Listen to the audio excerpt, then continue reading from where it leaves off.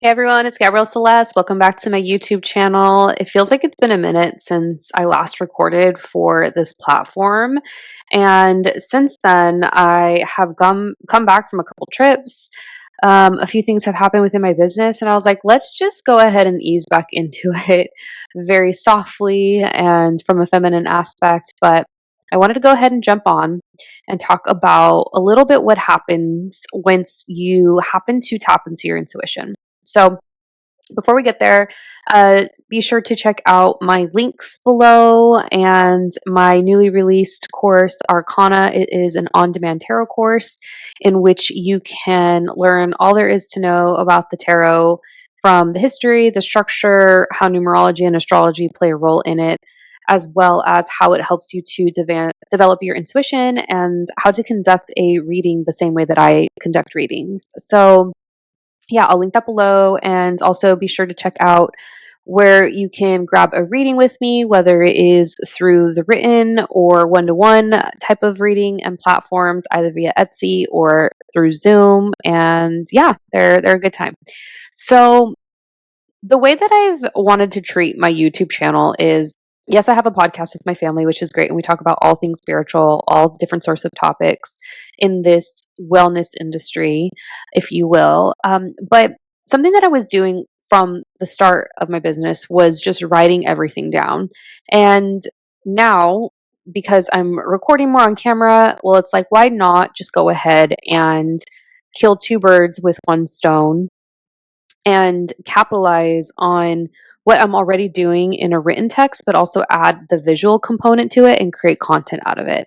So, my YouTube channel is really a place in which you can learn and visually see what my process has been as I've built my business and continue to. And I'm in year 3 now. And I just wanted to share, just it's almost kind of like a diary, if you will, of the things that I've learned and what I wanted to keep track of so that I can look back and see how far I've come, but also get an idea of what did and didn't work from a systematic standpoint. So, the topic today is what happens once you develop and tap into your intuition. And I started doing readings back in 2021. In 2021, I read for free until I launched my business in the year that was 2022. So I read for free for about a year and I learned a lot. And I was thinking back because I had this thought where, like, my energy has slowed down. And granted, I've done a lot more inner work in the last 10 months or so through this Mars and Cancer transit, which I'm happy to speak to. We did a podcast episode on the June astrology of 2025. So go ahead and check that out. But and the astrology of 2025 in general. So there's a couple of pieces of content out there that you can look into to reference that. But in the last year, I've really done a lot of inner work. And something that I've learned as a result of doing the inner work is how much more tired I am, I guess, in that process as a result. And like, it's so not what it was when I first started doing readings, 3, 4 years ago. And I recognized that I just had so much energy to do it all. And now I just require so much more ease and flow and downtime and softness in my life, because when I first started, I was not only doing readings, I was running my business in which I did readings, but there's also the administrative component to it. And I was working a full time job on top of all of that. So that was just a commitment and a sacrifice and a lot of producing over the 3 to 4 year period in which that was just really my life for a long time. And what I realized as a result of these last 10 months in which I've just been doing so much healing and work is I just need more time, because you're honestly just expanding your consciousness. You're creating more space within yourself. You're releasing a lot more, and therefore that you require more rest and you're just more tired in the process. So, something that I've really come to recognize as a result of just doing the work is how much more downtime you need to recover in order just to show up. So that's definitely been one of the takeaways that's happened once you tap into your intuition. In addition to that, I've learned that and noticed that the more that I do my ascension, or I go through ascension and I expand my consciousness, I'm not able to lift as heavy of weights as I used to, and I'm not able to eat the same things that I once was able to. Like the other day, I had chicken, the way I've eaten chicken for the last 20 some years of my life. And it just did not sit the right and same way that it used to.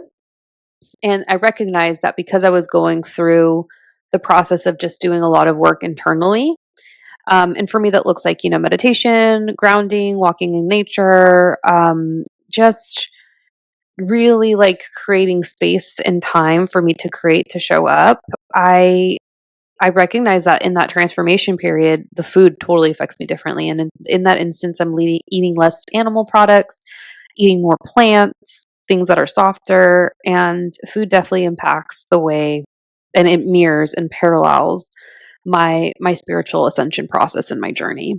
And another thing that also came up just coming off of like a couple trips and just a lot of go, go, go for the last 3 months specifically, is that I am so sensitive to environments and to people. So I had mentioned in one of my episodes that I did breath work for the entire month of April. And I was so sensitive to coffee 2 weeks into it. I'm just like, jittering and whatnot. And I started to notice a parallel between environments and around the people that I was surrounding myself with, in the sense of I'm, doing a lot of root chakra stuff right now and healing and focusing on my relationship and my money story and what my relationship to my money story is, just that resource in general.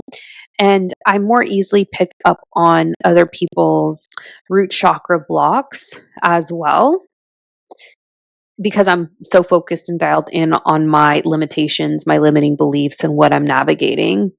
And not only have I noticed and been aware of that of people around me, but also in certain environments. Like the other day, I went to get groceries at Walmart, and I was like, I am so sensitive to this environment that it was just like an in and out kind of thing, where in and out too. In and out has a lot of sexual propaganda if you look at the symbolism of its logo and its branding. And I just started to notice that I can't be in places for too long of a period of time, especially if they're enclosed, and I can't be around people who aren't as expanded in their consciousness, at least in terms of like what I'm working on at that period of time, for too long a period of time, because then I'm taking on other people's energy and other environmental energies as well. And there's nothing that specifically happened or happens. You just start to become more aware of the energy around you, because everything in life is energy, and how you're showing up and how you're working with it and what doesn't work for you on your spiritual process. So I think that was important to speak to. And I guess another example too would be like going into a gym, like superficial gyms, how you feel there versus how you feel if, say, like you go visit a gym that's not in as well of a resourced area. So yeah, the environmental thing, that's been coming up a lot lately as I'm taking my gifts to the next level. And then the other thing too that I've noticed is that when you do become maybe a little bit more fatigued or sick or exhausted, you start to recognize that because everything is energy, that there's a spiritual reason associated with it. So there's this book by Louise Hay. I forget the title of it, but it's basically listing out different sorts of ailments experienced within the body, whether it's like a chest cold or like an earache or like you hurt a bone or like a piece of body or ligament or like your ankle of some sort. There's always like a spiritual reason for it, is kind of the thought process. So, what caused you, or what area of your life are you imbalanced that you are co-creating with maybe a lower vibrational frequency, and that therefore is impacting your energy centers, say your throat chakra for example, and then that's how you get sick. You develop a cold or a sore throat, if you will. So starting to see things from different perspectives and noticing that everything is energy and everything has a spiritual connotation and relationship to it, I think is really important. And then the other thing too is that you can't even work the same type of job the more that you expand your consciousness and tap into your intuition. So now working for myself entirely and full time, something that I've noticed is that I can't, I mean, I could if I had to, but it's so challenging. And it would be so challenging to go back into a corporate setting if I had to, given what my perspective is now, where my consciousness is at, how much healing I've done, and because you are more sensitive to environments, to the people around you, to your own energy, and sometimes environments, people, that energy isn't as conscious, and it's more people living in the unconscious. They're kind of asleep, if you will, or it's like, a term that's referred to and often used in this space. So that was one of the key takeaways that I wanted to speak to, especially coming off of a month's worth of travel back to back and visiting very old land, very sacred land, and also paying attention to the land. That's actually another takeaway too, is like, how healed is the land that you've been on? What has transpired on this land prior to your time on the land, even hundreds of years ago? So everything having a vibration and energy, a vibe to it, if you will.